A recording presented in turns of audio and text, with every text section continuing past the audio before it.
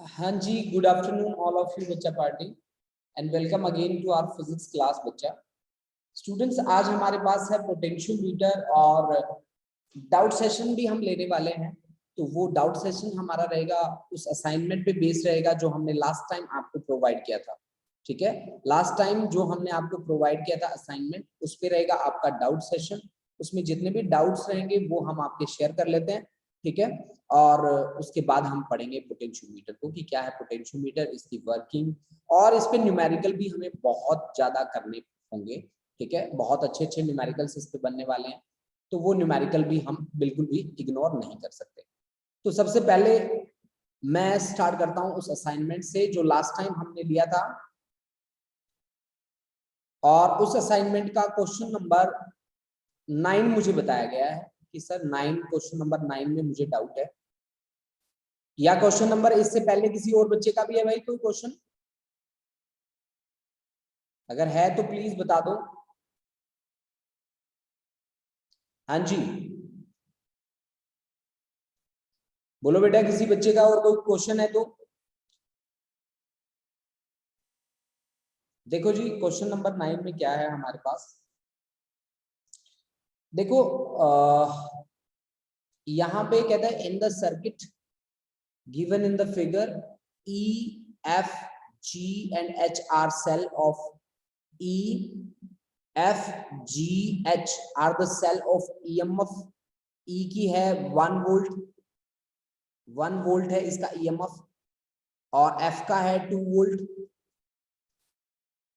G का है 2 volt, और H का है बेटा आपका 4 वोल्ट। ठीक है ना बेटा? देखो, अगर क्रिचॉफ लॉ आपको सही से अप्लाई करना आता है तो उस सिचुएशन में आपको डरने की जरूरत बिल्कुल भी नहीं है।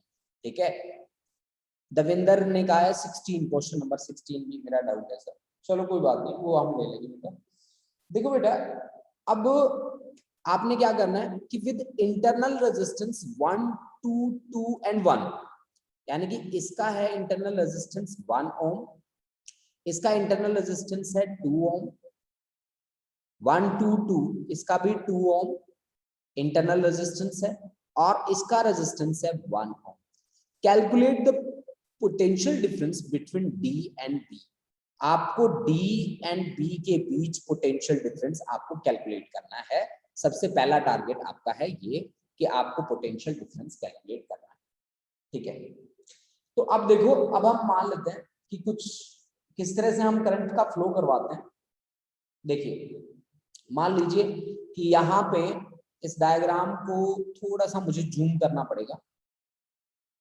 देखिए,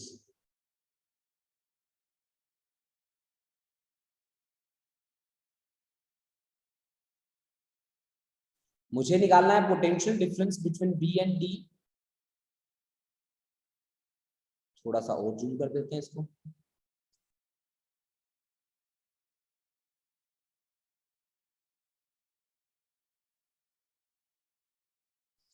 अब देखिए, हाँ जी बच्चे, देखो देखो जी, मुझे बी और डी के बीच में काम करना है। तो बी और डी के बीच में काम करने के लिए मेरे को यहाँ जो दे रखा था, ये 1 वोल्ट का ईएमएफ है इसमें से। ठीक है, और 1 ओम का रेजिस्टेंस है। इसी तरह से यहाँ पे 2 वोल्ट और 2 ओम का इंटरनल रेजिस्टेंस गिवन था मुझे, और यहाँ पे 2 वोल्ट और 2 ओम का रेजिस्टेंस था। यहाँ पे था 4 वोल्ट का, और मेरा रेजिस्टेंस है 1 ओम के लिए। ठीक है, तो अब हम मान लेते हैं करंट कैसे फ्लो कर रहा है। करंट हम अलग अलग मान लेते हैं। कैसे हम मानते हैं, मान लीजिए कि यहाँ 4 वाले से हम फ्लो, जो बड़ा है उससे फ्लो दिखा देते हैं करंट का। ये लीजिए जी, आप यहाँ फ्लो दिखा दीजिए। आई करंट का फ्लो हो रहा है यहाँ पे, यहाँ से भी आई करंट ही गया। ठीक है, अब यहाँ आगे जैसे जंक्शन बना, तो जंक्शन पे एक करंट तो चला गया जी इस रेजिस्टेंस के पास जो 2 ओम दिखा रखा है आपको, और दूसरा करंट चला गया यहाँ पे इस तरह से। ठीक है, अब यही करंट यहाँ फ्लो कर रहा है, यही करंट यहाँ भी फ्लो कर रहा है। ठीक है ना, यही करंट यहाँ पे भी फ्लो कर रहा है। अब देखो कैसे आप मानोगे, इसको हम मान लेते हैं भाई आई करंट, इसको हम मान लेते हैं आई के इक्वल।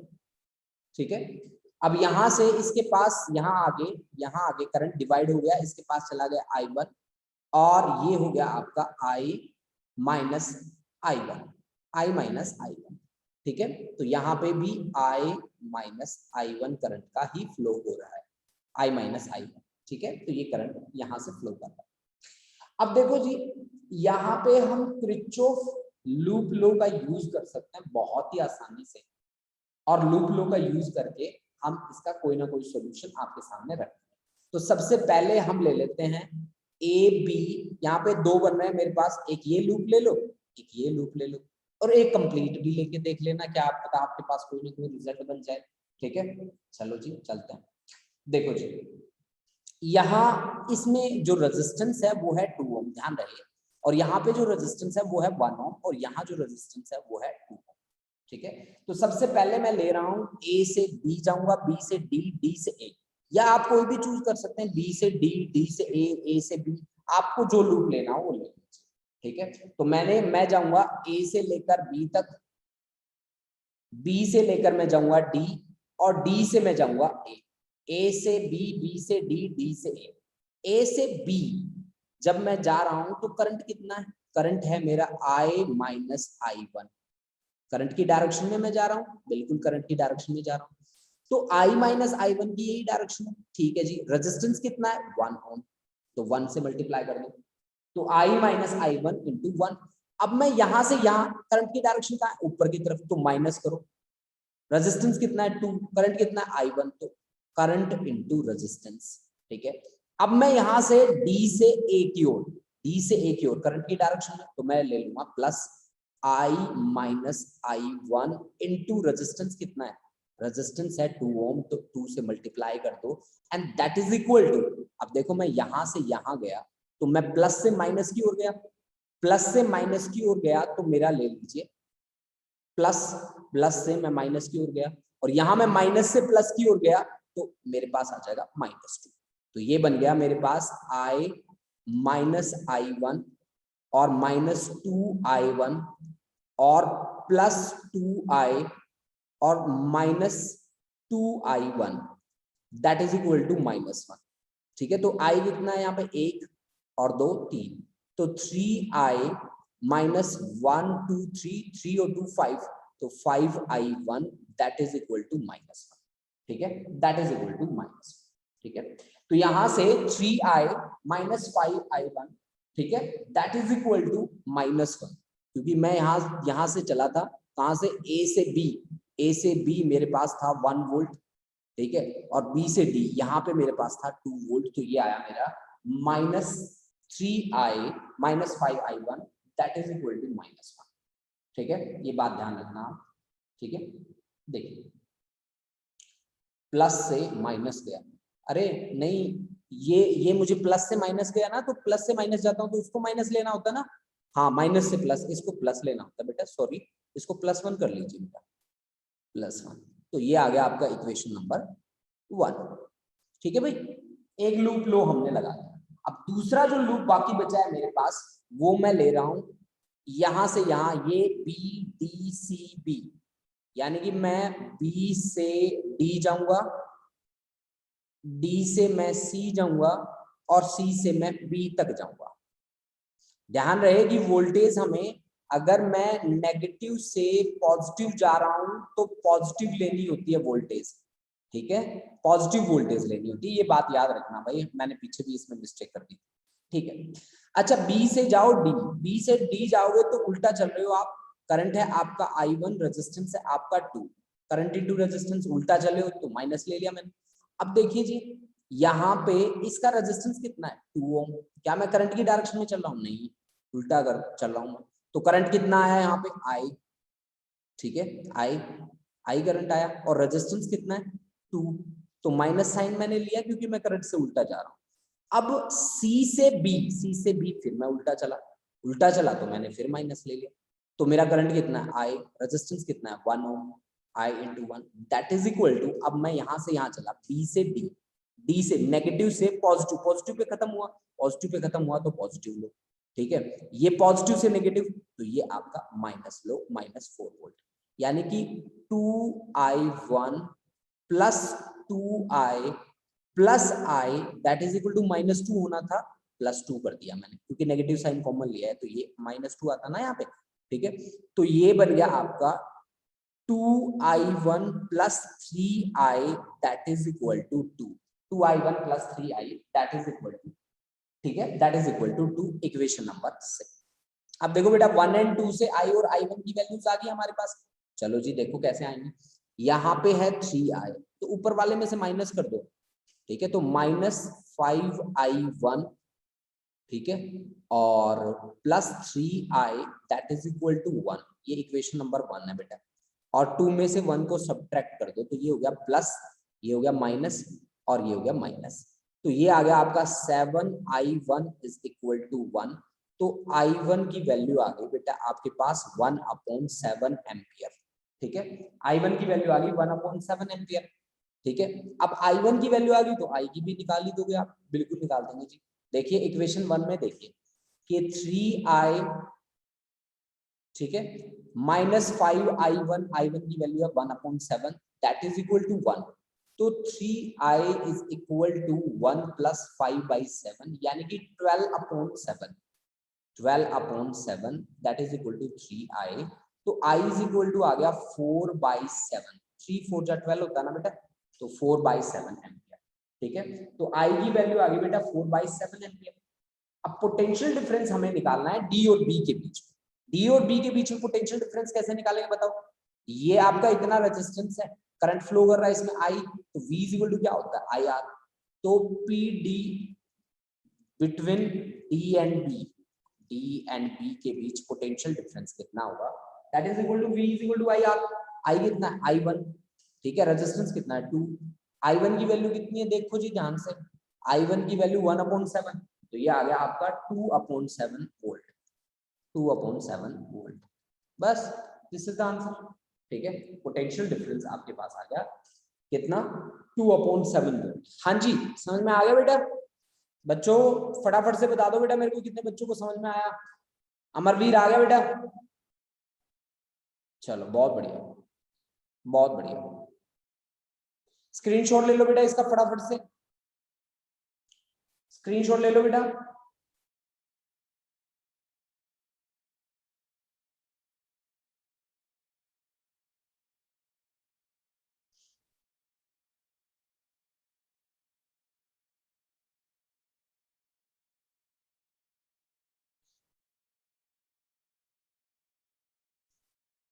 अब देखो बेटा हमें यहाँ पे एक क्वेश्चन और भी किया हुआ है, मैंने यहाँ पे क्वेश्चन देखा है एक, अगर आप इसको, मैं क्लियर कर रहा हूँ ये सारी की सारी ड्राइंग्स, ठीक है, क्योंकि इसमें से करंट फ्लो कर रहा है, इसमें से कितना करंट फ्लो कर रहा है आई। अब आई की वैल्यू ध्यान रखना बेटा, आई की वैल्यू हमारे पास है 4/7, ठीक है। अब देखो एक इसमें और भी क्वेश्चन पूछ रखा है हमसे, वो क्वेश्चन क्या पूछ रखा है एक बार देखो उसको ध्यान से। कहता है दूसरा, the potential difference across the terminals and each of the cell G and H, ठीक है, जी के लिए आपने काम करना है और एच के लिए आपने अलग से काम करना है, ठीक है जी, कोई बात नहीं कर देते। देखो भाई बेटा आप लोगों को मैंने एक बात बताई थी कि E minus V is equal to I into internal resistance R, यही होता है ना भाई। अगर आप बात करें अब V की, ठीक है, तो V किसके बराबर होगा, V किसके बराबर होगा, यहाँ पे V is equal to E minus I into R that is equal to V, यही होना चाहिए ना, सही बात है कि नहीं है। तो यानी कि अगर मैं G के थ्रू अगर मैं पोटेंशियल देखना चाहता हूँ, ठीक है, पोटेंशियल थ्रू G, तो फिर मेरे पास E minus I R, EMF minus current into internal resistance, ठीक है। अब करंट कितना फ्लो कर रहा है यहाँ पे 4/7, इंटरनल रेजिस्टेंस कितना है 2, तो आप देख लो यहाँ से आपके पास वैल्यू क्या आ रही है, ठीक है, तो आपके पास वैल्यू आ जाएगी भाई, ठीक है। क्लियर है मेरी बात कि अगर आपको कोई भी सेल दे रखी हो उसके लिए करंट दे रखा हो कि इतना करंट फ्लो कर रहा है उसमें से, ठीक है, तो आप ये वाला कॉन्सेप्ट लगाएंगे कि E minus V is equal to I R, क्योंकि EMF जो है हमेशा बड़ी होती है किससे, V से, ठीक है, तो that's why we can apply this concept, ठीक है। अब बढ़ते हैं आगे और देखते हैं बेटा नेक्स्ट, बच्चों बोलो, कोई भी अनम्यूट करके बोलो बेटा कौन सा क्वेश्चन चाहिए आपको, कोई भी बच्चा अनम्यूट करके बोलो बेटा। 16 सर। 16, ठीक है जी। क्वेश्चन नंबर 16,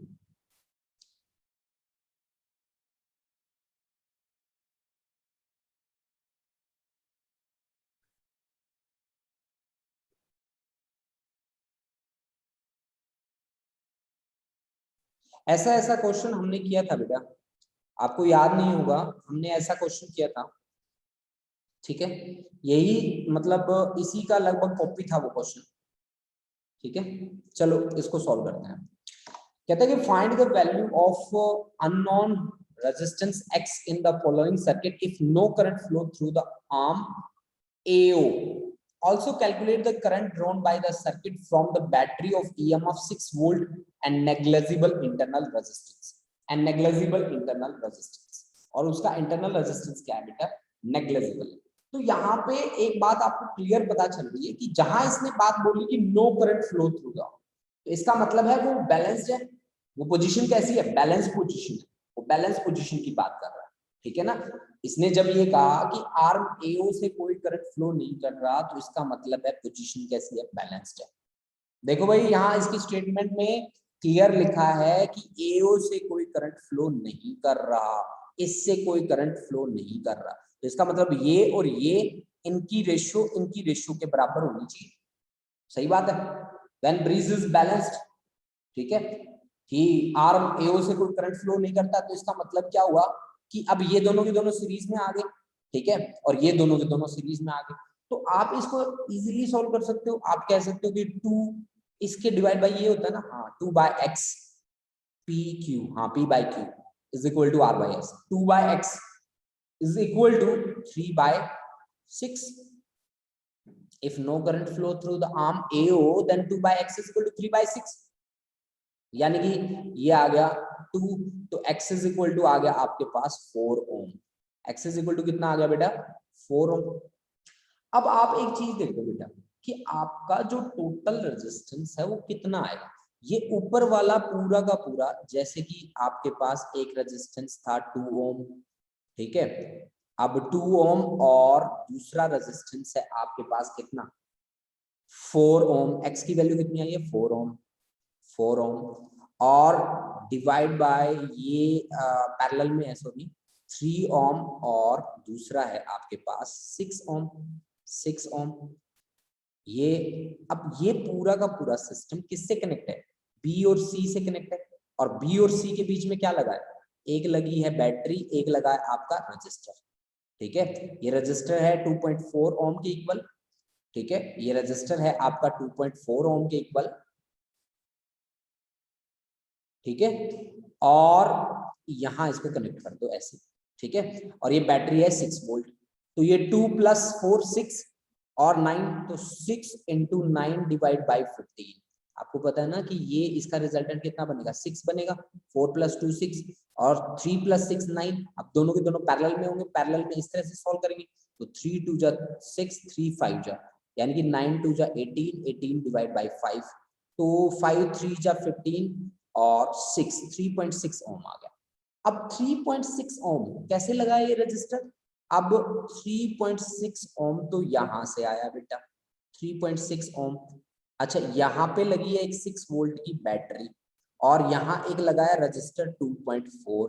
अब आप मेरे को बताओ 3.6 और 2.4 दोनों के दोनों सीरीज में है, ये 6 वोल्ट की बैटरी, तो यहाँ इक्विवेलेंट रेजिस्टेंस कितना आ गया? इक्विवेलेंट रेजिस्टेंस आ गया 3.6 + 2.4, तो ये बन गया बेटा आपका 4 to 6, 6 ओम, और 6 वोल्ट की बैटरी है, तो I = क्या आएगा? V/R। V कितना है? 6, R कितना है? तो 1 एम्पियर का करंट इसमें से फ्लो कर रहा है, ठीक है ना, 1 एम्पियर का करंट यहाँ फ्लो कर रहा है, यही बात आपसे पूछी गई है, तो दैट्स द आंसर। बेटा फटाफट से इसका स्क्रीनशॉट ले लो बेटा, फटाफट से इसका स्क्रीनशॉट ले लो, फिर आगे बढ़ते हैं। हाँ जी, किसी बच्चे का और कोई डाउट है तो फटाफट से बोलो बेटा, बोलो बच्चा, बोलो बेटा।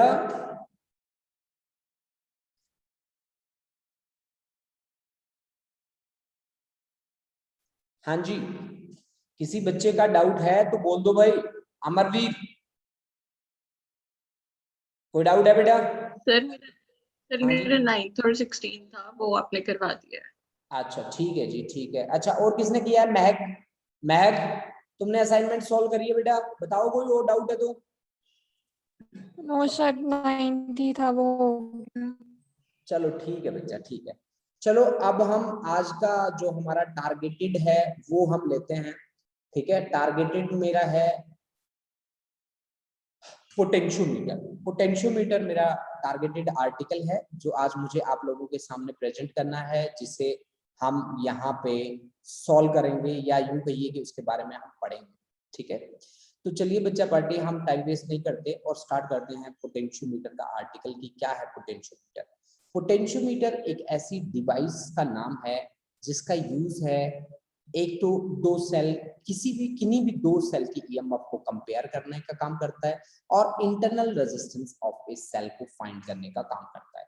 एक तो कंपेयर करता है ईएमएफ ऑफ टू सेल्स को, और दूसरा कंपेयर करता है। तो पोटेंशियोमीटर हम एक ऐसी डिवाइस लिखते हैं जो जिसका यूज क्या है। Potentiometer is a device used to calculate value of unknown resistance, ठीक है, used to calculate value of internal resistance, sorry, internal resistance of a cell, resistance of a cell, to compare EMF of two cell, to compare EMF of two cells, and also used to find potential difference। Potential को major करने का काम भी करता है potentiometer, जैसा कि इसका अपना नाम है पोटेंशियोमीटर। ठीक है, तो पोटेंशियल डिफरेंस को मेजर करने का काम भी ये बहुत आसानी से करता है। ठीक है, अब देखो बेटा, इसका जो प्रिंसिपल है वो है V = IR पे बेस्ड। मैं आपको क्लियर बता दूं कि potentiometer does work on the basis of Ohm's law। अब Ohm's law में हमने अभी तक जो पढ़ा है वो कुछ स्पेशल केसेस भी हमने करे हैं बच्चा पार्टी। तो स्पेशल केसेस में हमने पाया है कि resistance depends on the length, depends on the area of cross section, depends on the number density, and also depends on the relaxation time. ठीक है, इसका जो पोटेंशियल है, देखिए आप कहते हैं कि पोटेंशियल डिफरेंस V होता है किसके बराबर? IR के बराबर। बट आपको पता है ना कि रेजिस्टेंस किसके बराबर होता है? ρL/A, क्योंकि ये यहाँ से कॉन्सेप्ट निकल के आता है किसका? स्पेसिफिक रेजिस्टेंस का या रेजिस्टिविटी का। तो यहाँ से अगर मैं देखूं तो V = IR, R है मेरा ρL/A। मैं किसी भी कंडक्टर का एरिया ऑफ क्रॉस सेक्शन क्या रखूंगा? फिक्स रखूंगा, उसका स्पेसिफिक रेजिस्टेंस भी फिक्स रखूंगा, और करंट भी फिक्स रखूंगा। तो अगर मैंने ये फिक्स रखा तो मेरा पोटेंशियल डिफरेंस डायरेक्टली प्रोपोर्शनल होगा किसके? लेंथ के। लेंथ किसकी? Length of that portion of wire, that portion of wire, portion of wire. ठीक है, यानी कि मेरा जो पोटेंशियल है वो डायरेक्टली प्रोपोर्शनल रहेगा लेंथ के। मैं आपको बता दूं कि यहां से मैं ये भी बोल सकता हूं कि V = K × L, कोई कांस्टेंट आ जाएगा मल्टीप्लाइड बाय L। ठीक है, मल्टीप्लाइड बाय L, जिसमें K जो रहेगा वो रहेगा वोल्टेज अपॉन लेंथ। आपको पता है बेटा, वोल्टेज को लेंथ से डिवाइड करें तो क्या होता है? ये आपका हो जाएगा potential gradient. Of course potential gradient के इक्वल हो जाएगा ये K, यानी कि K क्या होगा आपका? पोटेंशियल ग्रेडियंट होगा, पोटेंशियल डिवाइड बाय लेंथ। ठीक है ना बेटा, क्योंकि आपने कहा कि potential is directly proportional to length of that portion. ठीक है, तो लेंथ ऑफ दैट पोर्शन, तो V = some constant K × L। अब आप इस कांस्टेंट की वैल्यू भी बता सकते हो बच्चा। इस कांस्टेंट K की जो वैल्यू आएगी वो आएगी I × ρ divide by A। I × ρ divide by A। I होगा करंट, ρ होगा स्पेसिफिक रेजिस्टेंस, और रेजिस्टिविटी A होगा area of cross section of the conductor. देखो बच्चों, मैंने पोटेंशियोमीटर की सबसे पहले आपको बात बताई कि पोटेंशियोमीटर एक ऐसी डिवाइस है जिसका काम है पोटेंशियल डिफरेंस को मेजर करना, जिसका काम है दो सेल की ईएमएफ को कंपेयर करना, जिसका काम है internal resistance of the cell calculate करना और बताना। अगर आप किसी भी लैब में जाके देखेंगे इसका प्रैक्टिकल डायग्राम, तो वो ये रहेगा जो आपकी स्क्रीन पे आपके सामने है। यहाँ पे 4 मीटर के 4 वायर होते हैं। यहाँ 0 से स्टार्ट हुआ, ये 1 मीटर पहला वायर, ये पहला वायर, ये दूसरा वायर 100 से स्टार्ट होकर 200 पे खत्म, 200 से 300 पे ये तीसरा वायर जिसकी लेंथ 1 मीटर है, और ये चौथा वायर जिसकी लेंथ है कितनी 1 मीटर। ये 1 मीटर लेंथ के 4 वायर्स हैं हमारे। ये पहला वायर है, मान लीजिए आप इसको मैं मान लेता हूं AC, फिर ये DE दूसरा वायर है, ठीक है, और FG तीसरा वायर है, और BH चौथा वायर है। यानी कि मेरे पास में AC भी 1 मीटर का है, और DE भी मेरा 1 मीटर का है, और FG भी मेरा 1 मीटर का वायर है, और BH भी मेरा 1 मीटर का। यानी कि टोटल लेंथ इन सभी की मिला के क्या बन गई 4 मीटर बन गई। देखो बेटा, मेरे ये जो वायर हैं, मैंने आपको पहले बताया होगा, लास्ट जो आर्टिकल था हमारा मीटर ब्रिज, जहां पे हमने मैग्नीन वायर यूज करे थे, यहाँ पे भी आपने मैग्नीन वायर ही यूज करने। मैग्नीन वायर हैं ये आपके, ये जो 1 मीटर के सारे वायर हैं ये मैग्नीन से बने, मैग्नीन से बने। मैग्नीन एक एलॉय होता है, और एलॉय के केस में अल्फा आपका पॉजिटिव तो होता है लेकिन वेरी वेरी स्मॉल होता है। ध्यान रहे कि अल्फा का मतलब मैं बोल रहा हूं टेम्परेचर कॉफिशिएंट। अल्फा क्या है बेटा? Temperature coefficient. अगर आपका टेम्परेचर कॉफिशिएंट क्या है बेटा?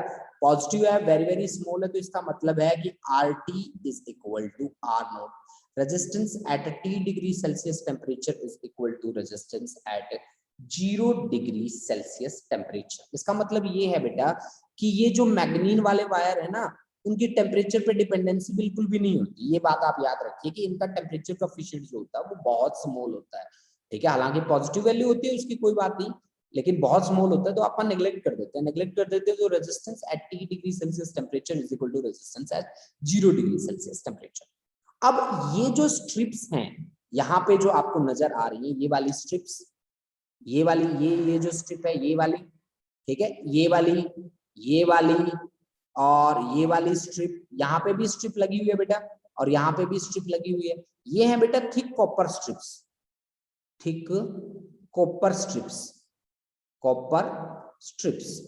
ये थिक कॉपर स्ट्रिप्स हमने क्यों यूज करी है बेटा? क्योंकि कॉपर हम जहां पे भी यूज करते हैं उसकी कंडक्टिविटी होती है सुपर, बहुत ही बढ़िया, गुड कंडक्टिविटी, ठीक है। सिग्मा, सिग्मा से डिनोट करते हैं हम कंडक्टिविटी को, तो सिग्मा इनकी बहुत अच्छी होती है। मतलब सिग्मा मैं लिख देता हूं यहाँ पे, इनकी कंडक्टिविटी होती है बेटा सुपर कंडक्टिविटी होती है, बहुत ही बढ़िया होती है इनकी कंडक्टिविटी। अब देखो बच्चा, अब हमने ए वाले पोर्शन को कनेक्ट किया है एक बैटरी से जिसकी ईएमएफ है E, इसको हम बोलते हैं सोर्स बैटरी, ठीक है, या प्राइमरी बैटरी भी बोल देते हैं भाई।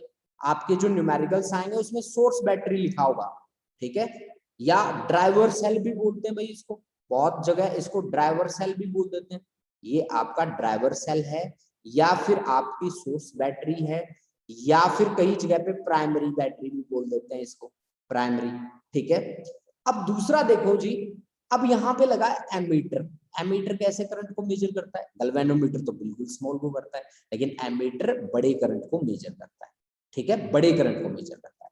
और ये है यहाँ पे रियोस्टेट। रियोस्टेट का मतलब होता है वेरिएबल रेजिस्टेंस। यहाँ resistance with respect to length vary करता है, यानी कि रियोस्टेट के केस में resistance is directly proportional to length, ठीक है। इसका नाम है रियोस्टेट, वेरिएबल रेजिस्टर बोलते हैं बेटा इसको, रियोस्टेट, ठीक है, रियोस्टेट, रियोस्टेट, ठीक है। और ये यहाँ पे एक की लगी है, और की के थ्रू हमने इसको एंड बी से जोड़ा हुआ है। और ध्यान रहे कि यहाँ ए से करंट जब आएगा, तो पहले हमारे यहाँ पे गैल्वेनोमीटर लगे होते थे, अब वोल्ट मीटर लगाया क्योंकि करंट ज्यादा है, तो वोल्ट मीटर हमने लगाया, और वोल्ट मीटर को किससे कनेक्ट कर रखा है, जो कि जे से कनेक्ट कर रखा है। इतनी बातें आप लोगों को समझ में आई कि नहीं आई? भाई मेरे को ये बातें भेज दो, मैंने कंस्ट्रक्शन बताई है आपको, भाई कितने बच्चों को समझ में आई है ये बातें? जो मैंने बातें बताई हैं अब तक, बहुत ही जनरल बातें मैंने आपको बताई हैं, फटाफट से बताओ मेरे को कितने बच्चों को ये बातें समझ में आई हैं? ठीक है, क्लियर है अमरवीर? वंशिका का क्लियर है? महक, हाँ जी सर समझ में आ गया। अंशु, प्रियंका क्लियर है सर, मनप्रीत क्लियर है सर, वेरी गुड, बहुत बढ़िया। और बच्चों बताओ, फटाफट से बताओ बेटा। पलविंदर, हाँ जी, गुरलीन, भावजोत, दविंदर। देखो बेटा, इसको ना नोट कर रहे होगे आप लोग, आप नोट कर लो, आपको 2 मिनट का टाइम दे देता हूँ, तब तक मैं अटेंडेंस ले लेता हूँ आप लोगों की, ठीक है? तो 2 मिनट का टाइम मैं आपको दे रहा हूँ, तब तक मैं आपकी अटेंडेंस ले लेता हूँ फटाफट से, ठीक है? तो फिर आपको प्रॉब्लम नहीं होगी नोट करने में।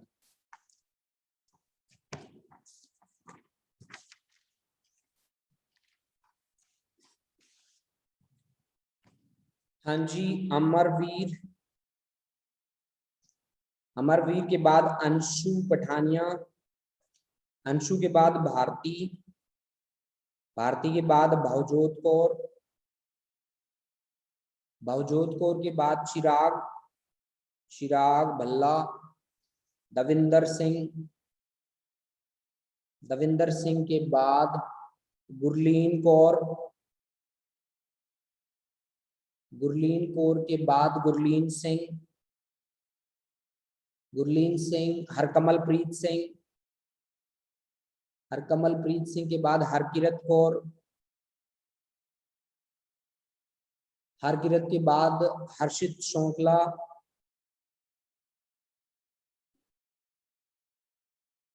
हर्षित के बाद हरसिमरन,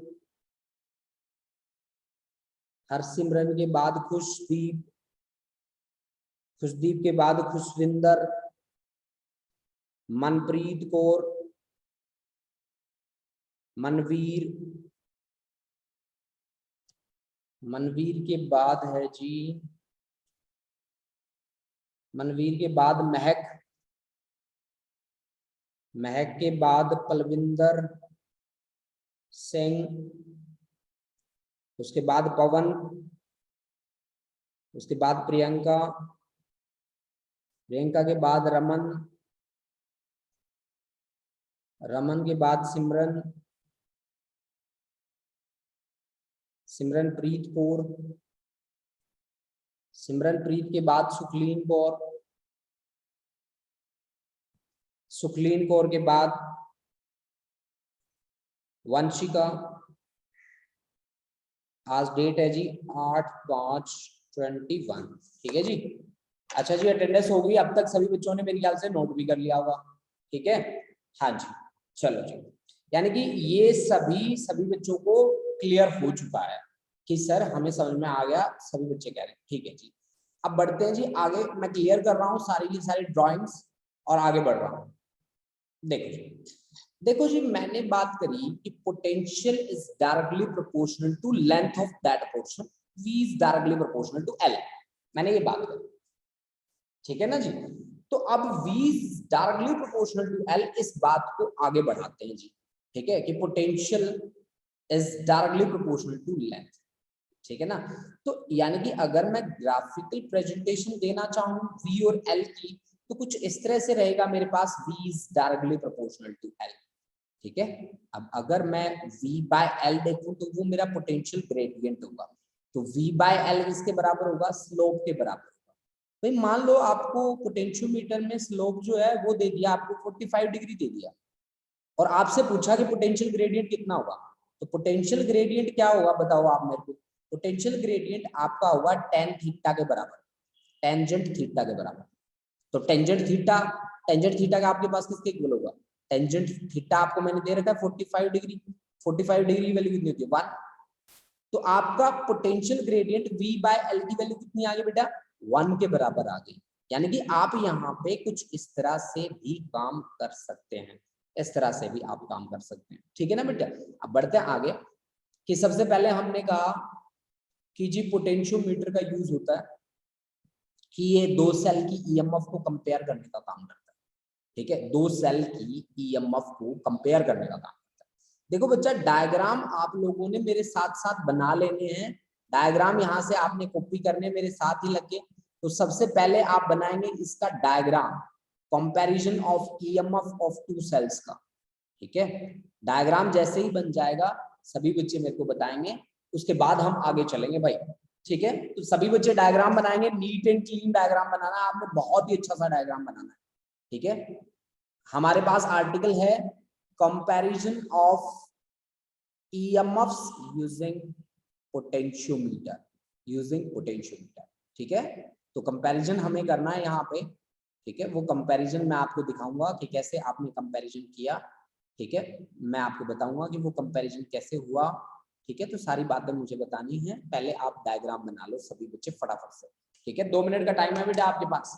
फटाफट से आपकी स्क्रीन पे डायग्राम है और डायग्राम को आप कॉपी कर लीजिए। बहुत ही अच्छे तरीके से कॉपी करना है आपने। ठीक है, लगना चाहिए कि हमने डायग्राम बनाया है। मैं सभी बच्चों का चेक करूंगा डायग्राम।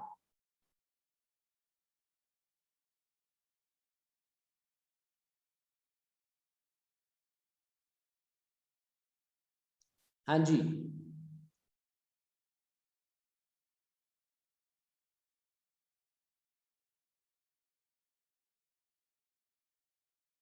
फटाफट से डायग्राम बना दो बच्चा, फटाफट से।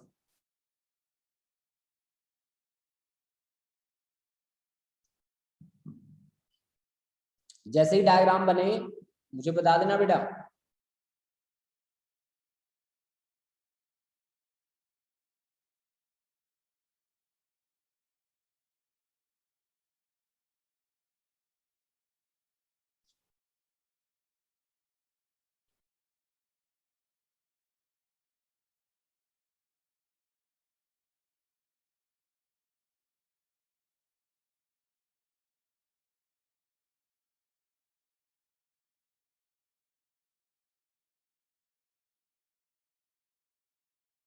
हाँ जी, डायग्राम बन गया बेटा।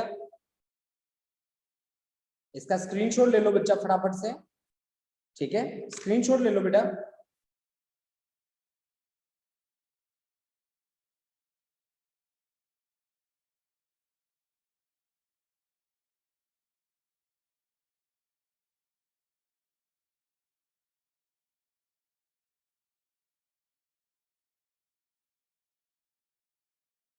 बेटा नेक्स्ट क्लास का टाइम हो चुका है बच्चों, तो आज की क्लास में यहीं पे स्टॉप करनी पड़ेगी। तो नेक्स्ट क्लास में मिलते हैं बेटा नए कॉन्सेप्ट के साथ। थैंक यू स्टूडेंट्स, इसको आप इसके डायग्राम को बना लीजिए, बहुत ही अच्छा। ठीक है, जैसे ये डायग्राम बन जाएगा उसके बाद हम इसकी एक्सप्लेनेशन कल देंगे आपको क्लास में।